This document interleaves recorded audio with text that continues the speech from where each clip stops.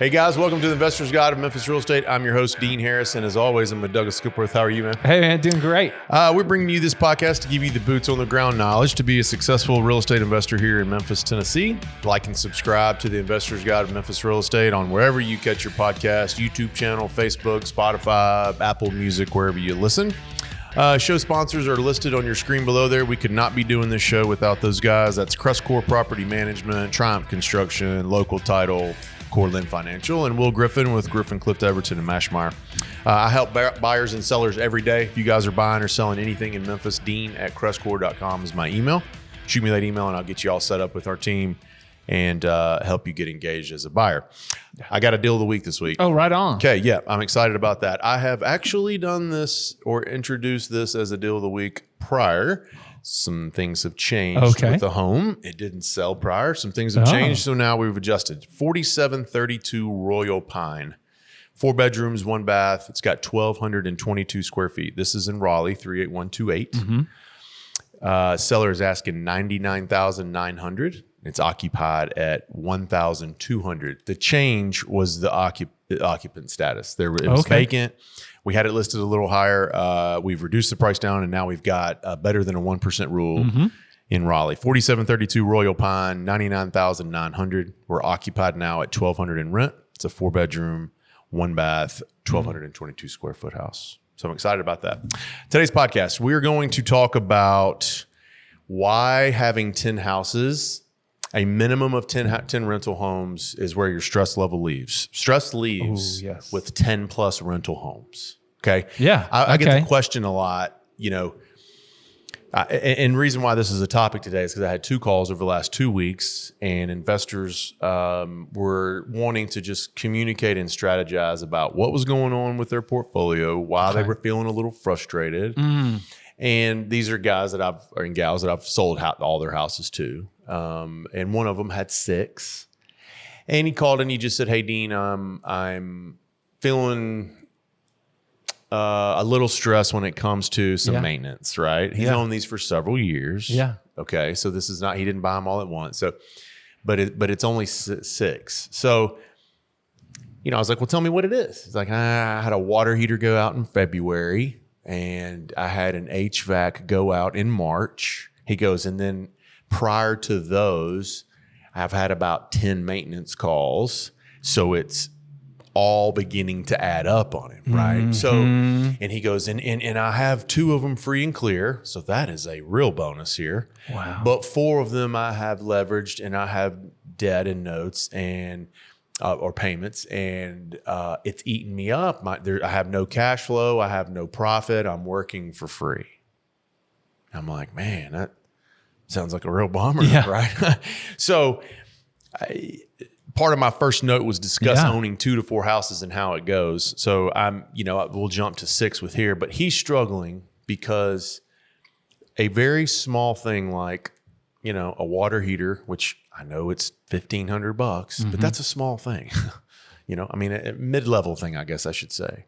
It's not a roof or an HVAC, but it's not, it's not fixing a leaky faucet either. Go ahead. No, because we're going to jump ahead because when you have more than 10, a water heater, you don't bat an eye.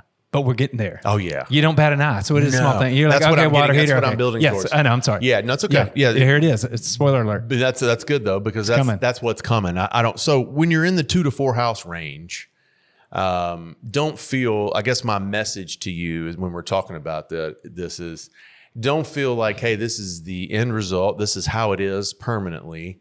My feeling of anxiety with any kind of maintenance or any kind of thing that goes wrong, right? I have investor clients that if anything goes wrong with their homes, what am I going to do? I mean, like, you're going to make it for one, right? Yes. This is going to be okay. We're going to keep going. So the 2 to 4 houses can be stressful. So that was the first part of mine. I want to make sure I structure this right. When you own 2 to 4 houses, expect to be a little stressed.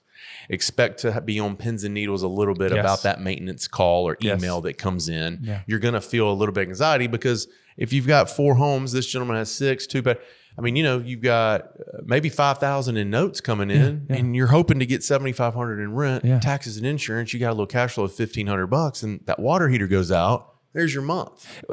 Yes. Yeah. 100%. So I get it. And when I say 100%, I mean 100% occupancy. Like what happens when you have a vacancy? Yeah. What happens when you have a big turnover? What happens when you have collections issues? Yes. 2 to 4 is tough. Man, could you imagine owning and it's coming for this fella because he's had these for several years. Someone's going to move out and there's going to be a $15,000 rehab coming, right? Oh, yeah. Gulp is right. Yeah, that's right. So there, when you limit yourself there, or when you stop there, if you choose to stop at 2 to 4 properties, I'm encouraging you to put them on the longest payment stretch you can, the highest cash flow you possibly can, and try to weather and make sure that you've got enough room every single month to save. Go ahead. Or I was just going to say the exact same thing pay that sucker off as fast as you can. Any other excess money you have, pay it off because we're talking about leveraged houses. Oh, yes. So yes, free and clear houses is a totally different story. So if you have 2 or 3 or 5 free and clear houses, totally different story. This isn't for you. This isn't for you. You're at ease if the water heater goes out. You've got it to cover. So, so this I should have clarified. Yeah, but that's true because folks, it's like, hey, getting your first house, that's a milestone. Getting your second house is a milestone.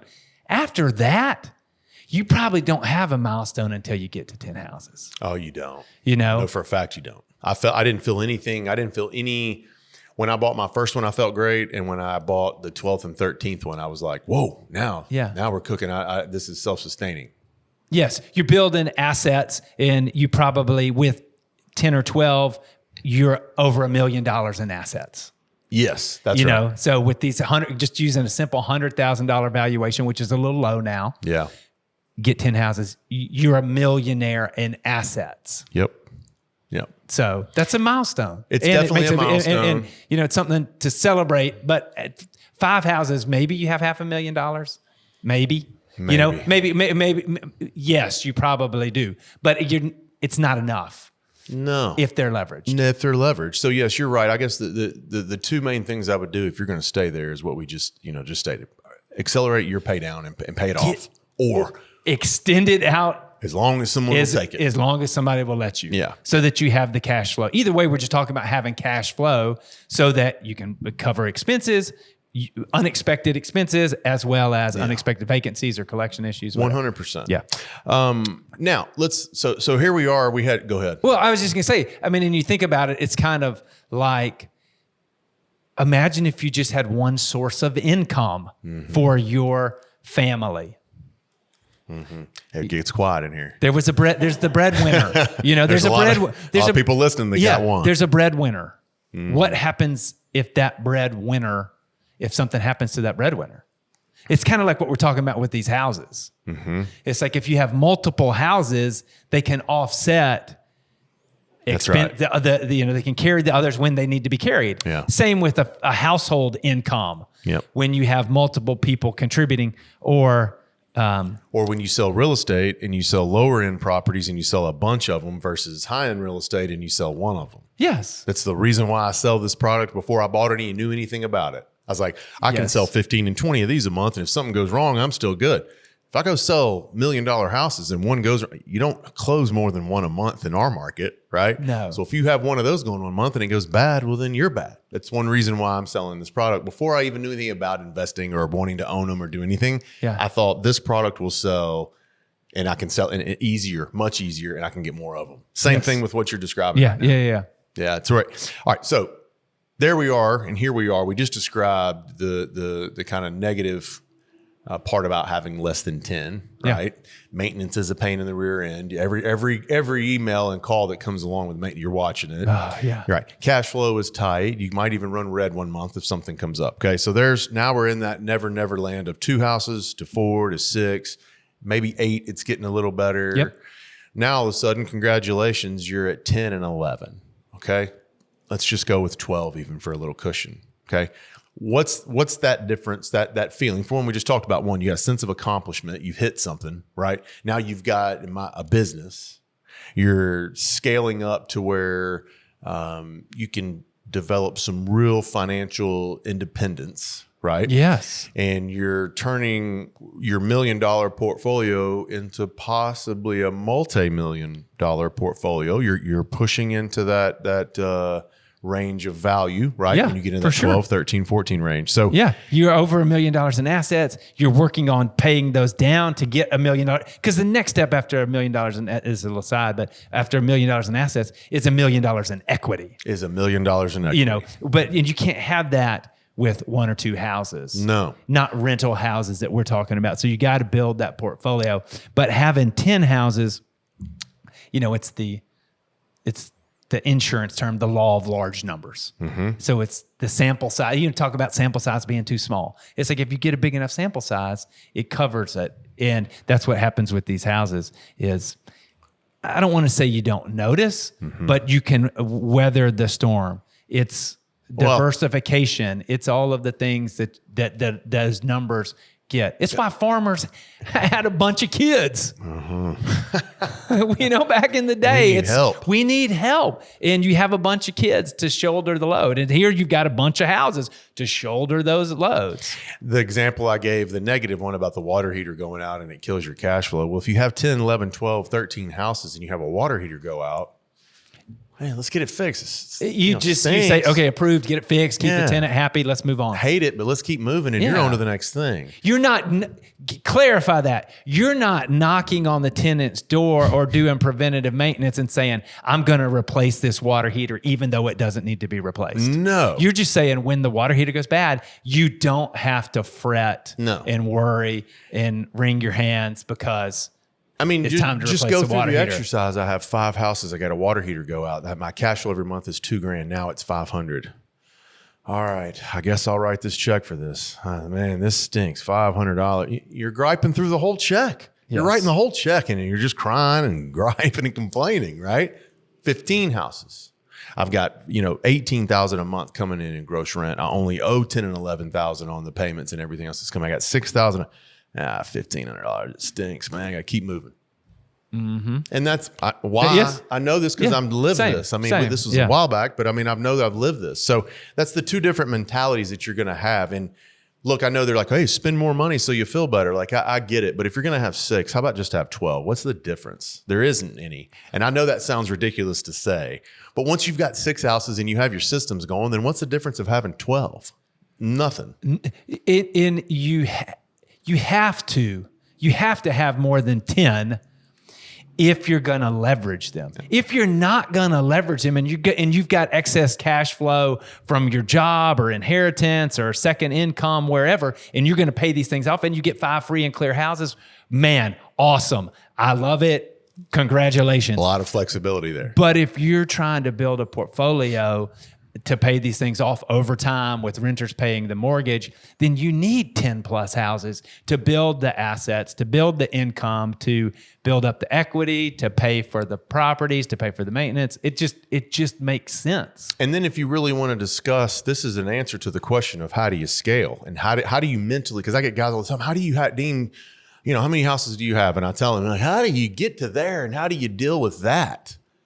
This is it. I'm just telling you. You get 6 and you have 12. Well, if I got 12, what's 24?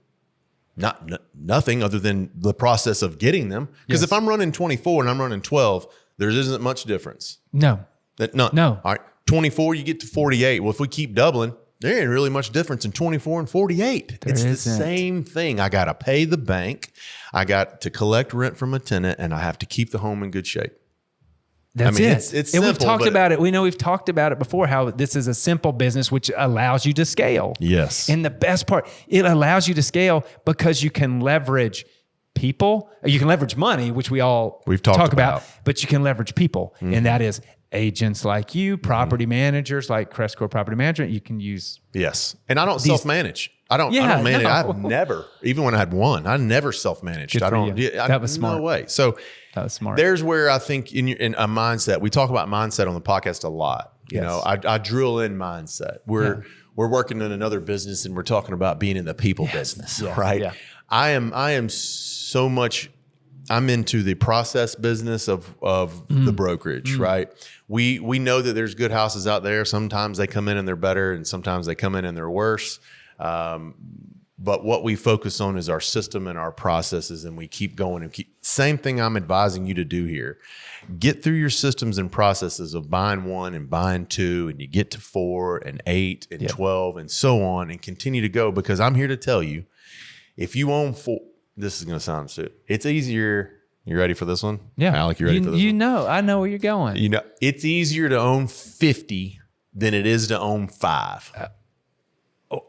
Yes. All day long. If you leverage, I'll even clarify more. You and I both know. If you leverage a house and you obtain a mortgage on it, it is way easier to own 50 rental houses than it is 5. Agree. Yeah. Personal experience. And one thing you said in there that we've talked about before, but it's key, is focus. Yeah. And sticking to what you know. Mm-hmm. So like you said, bringing in single family. You don't sprinkle in, a small multifamily and a commercial and a fix and flip and wait, all of a sudden you're like, I'm a real estate investor doing all that. No. You're talking single family homes. Period. Maybe a duplex, whatever. Yeah. That to me is single family. They are all the same thing, yeah. And you're scaling that. Yes. You're not scaling units but scale into multifamily and then get into commercial and then do some land and do development. And no, we're talking about owning a portfolio of single family homes that over time pay for themselves. Yes. I don't. Today's podcast to me is a mentality podcast, is a mindset podcast, because I hear more often than I even care to share, like, I can't imagine owning 35, Dean. Man, what is that like? Or whatever number that they use. What is that like? Nothing. I'm telling you, it was easier than when I had 4. I would tell, man, this because this is a big family business in the sense of like, I'm bringing friends and family along. And so I've got family members who've got over 20. Mm-hmm. And I got family members who've got under 5. And I worry more about the portfolios under 5. They're more stressful because it's like, what happens when I have a vacancy? What happens when the water heater goes out? What happens when they don't pay rent? What happens when Section 8 there was an issue with the government passing the budget and we didn't get payments for 2 months? It's on and on and on because the portfolio was small. When your portfolio is bigger, it's just less to worry about, which is so counterintuitive. It is. But it is. I promise you it is. It's counterintuitive. Doesn't make sense, but it does until it does. You experience it. How many questions do you get out of the family member that owns under 5? All the time. How many questions do you get over the family members of 20? Hey, tell me, how's it going this year? How'd last year go? So see, how'd last quarter go? How'd last year go? Versus the investor oh my that's gosh, under what are 5. we doing this week? What are we going to do this month? Any maintenance calls this week? Yeah. And that's it. That's what I was trying to describe today. So in a whole, I live it. I know it. I see it. And I see this all day, every day. So we're trying to tell you that, like, again, if you got 5 free and clear properties, congratulations. Awesome. That's not what we're talking about. We're talking about leverage properties. So if you get leverage properties you want to get over 10. For sure. And it's different. In our market, and it's different. Yeah, in our market. We're talking about Memphis. So. Anything else? No, this is great. Awesome. Good podcast today. If you guys have any questions, Dean at CrestCore.com, and we'll get right back to you. See you here in a few weeks. Bye.